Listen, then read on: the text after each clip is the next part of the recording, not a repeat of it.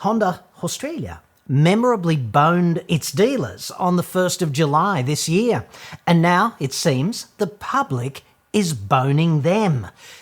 It's Caligula, only without the intrinsic excess. 3 months in on this mad commercial experiment, and Honda sales have tanked to the lowest level since record-keeping began. If you're a car maker and you'd like to shoot yourself in the vegetables, this is the roadmap.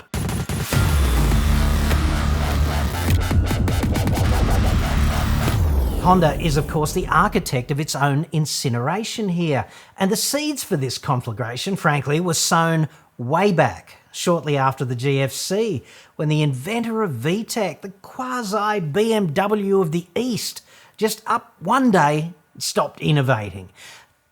Just like that, dude, they went 100% ACCC one day, dead from the neck up. I'm John Cadogan from AutoExpert.com.au, and I get new cars cheap for buyers here in Australia. Website for that, obviously. Or you can just click the card that's up there now, dude. And if you do not, the seas will run as blood, and the 4 horsemen will emerge from the bowels of hell, and ScoMo will be Prime Minister for another term. And I know I speak for all of humanity when I say we don't want that. So, in the wash-up of the financial crisis, Honda's product got quickly old. That's kind of what zero innovation achieves for you. You stand still and the market moves on. Mazda rapidly became what Honda was, the quintessential Nipponese innovator. Honda tried trading on its well-deserved reputation, and that worked for several years, and frankly a lot longer than it should have, incidentally, and that's what customer loyalty achieves for you. And they developed such a loyal customer base, and then they blew it so badly. Here in Australia, Honda sales peaked at 60,500 units, which was 6th place in the market, and that was back in 2007.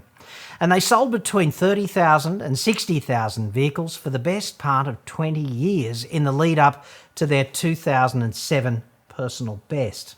Now, however, they're mired in 18th spot and inelegantly outsold by GWM, LDV and MG, the Chinese hordes. Who could have predicted that in the early 2000s?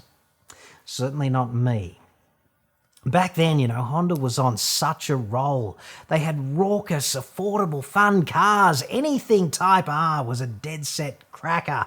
CRX, S2000 in particular, ladies and gentlemen, so neatly positioned between MX-5 and Boxster. #respect. And the Accord Euro, let's not forget that. Not the fat-assed US Accord, the Euro, a family car that you could also have fun driving, which felt rock solid and responsive, and it came so impressively equipped for the time, and even the price was right. The reputation they enjoyed was deserved, but anyway, that was then. On the local front, spectacular management incompetence hasn't helped. Profitability of Shitsville Honda operations, or rather the lack thereof, became a board-level talking point back in rising Sunistan, and that's never good when head office takes an interest in that. So ultimately the options for Honda Australia were just pull out of the market indelicately, or appoint an independent distributor such as Atico, which, let's not forget, recently claimed, hilariously, that a customer's rust bucket LDV T60, and Atico is the importer of LDV, okay, so the LDV T60, their claim that the rust bucketness of that vehicle was down to him by virtue of him parking by the beach, even though the entire marketing campaign hinged on the coastal operation of that vehicle. So Atico is essentially where new brands come to get taken over or old brands go to die. And option 3 was have a dealer bonathon, which they ultimately ran with, and while they were at it, they put the Jazz and the City to the sword. They raised prices, incredibly enough. They adopted an agency model, allowing them access to the loophole of price fixation, which is contrary to the interests of free market operations and also the legislation aimed at reining in price fixing, but which is technically allowed under Australian law. So this bayonet fixing despo move by them was enacted on July the 1st of this year, and 3 months of sales data are in. The jury's back on this, and it's not good for the defendant, frankly. Honda's local sales were already definitively shit and certainly way below historic averages for July to September, inclusive of last year, of 2020, okay? 5,348 units in total for those 3 months last year. Same period this year under this ethically bankrupt agency, consumer ankle-grabbing worst price guarantee model, 2,689 vehicles. Go figure. That's almost bang on 50% down. Like, dude, this is what a train wreck looks like in slow-mo. Clearly, some of this reduction is the elimination of Jazz and City, but frankly, that only accounts for about 20% of Honda's current year-on-year face plant, and some of it is the computer chip fiasco in which car makers are essentially victims of their own insane cost-cutting stupidity and supply chain vulnerability. But most of this implosion is more than a decade of brand mismanagement, with this latest move to the agency model just the icing on the frigging cake, and of course taking the wrong step at every turn in between. A man who should have been a rapper named T-Dub, but instead chose to live the somewhat bootyless life of a Canberra-Stanian car industry lobbyist instead, and frankly, one of my favourite human beings, incidentally. Tony Webber. Like, dude, there can be only one T-Dub. He recently used words, metaphorically, to apply the personal lubricant of spin upon last month's all-up industry sales figures. These words were his Ultra Glide. To see an increase of 21% on 2020 figures is definitely encouraging news. These are challenging times, but automotive manufacturers are rising to meet them. In many respects, these figures give the industry great encouragement and excitement for what will be possible in 2022. T-Dub there, busting a move harder than young MC, except over in Lobbyland, obviously. It's stirring stuff, though, isn't it? Except, of course, at Honda Shitsville, which, through the prism of 50% down, can only imagine what the average 21% growth must feel like at this point. No rising to meet any challenges lately at Tullamarine, I'd suggest. More like, grab a bucket, dude, or we're going under. No excitement for what might be possible in 2022. Oh well. Honda has, of course, previously said that they were planning on reduced sales under the agency model. They've also said they're concentrating on profit now instead of volume.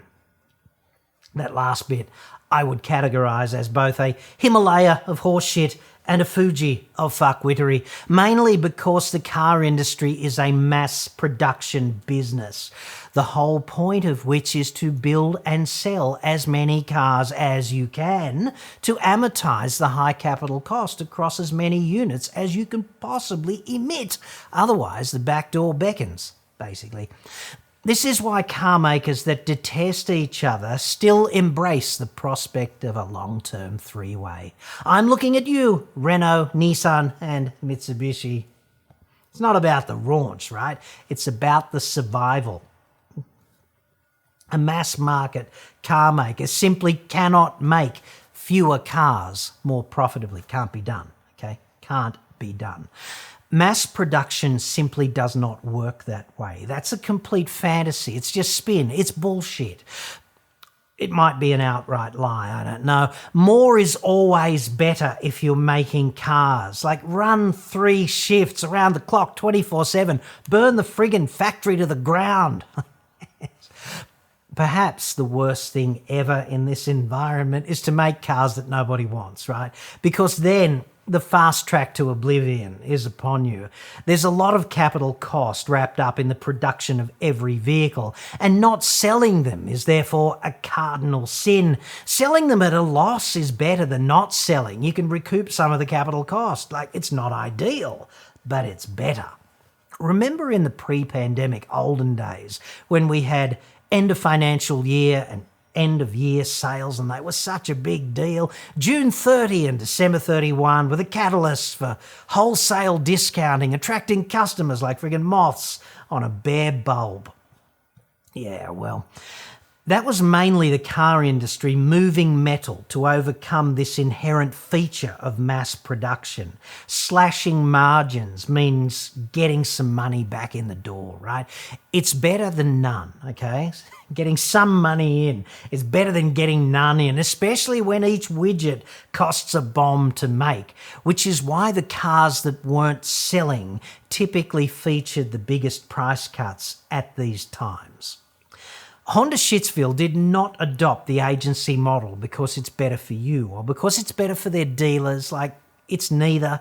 They did it out of sheer desperation, and clearly it's not working. It's just putting lipstick on a pig, okay? Until Honda addresses 13 long years of comprehensive failure, not just to innovate, but simply to keep up, the company is toast. No retail model will succeed in this environment. What we see in a Honda showroom today is a bunch of outdated technology at the highest possible prices with no discounting. It's not really a surprise that this model is failing, is it? And this is essentially the track Mercedes-Benz has elected to traverse. I reported on that yesterday, and I'll put a link up there, sort of, maybe. The 3-pronged shit price guarantee kicks off on the 1st of January 2022, and I, for one, cannot wait. Benz, of course, has stunning-looking product that drives really well, so it's unlike Honda in that respect. Mercedes is certainly contemporary, and I'd suggest 3-prong is more of a customer support catastrophe and an endless black hole to soak up excess cash out of warranty. Like, dude, they've all got their unique selling propositions, don't they? Anyway, they're both on this ethically bankrupt express to price-fixing city with a brief stopover at a convenient loophole. Just bone the dealers, skim some more of the profit, hope the ACCC keeps looking the other way, and milk the stupid for all they're worth. I'm sure it seems like a good idea in the boardroom. Only, small problem, it's almost guaranteed to fail. 3-prong, because of the inherent cachet, will probably prove more resilient than Honda, but ultimately they're both headed in exactly the same direction.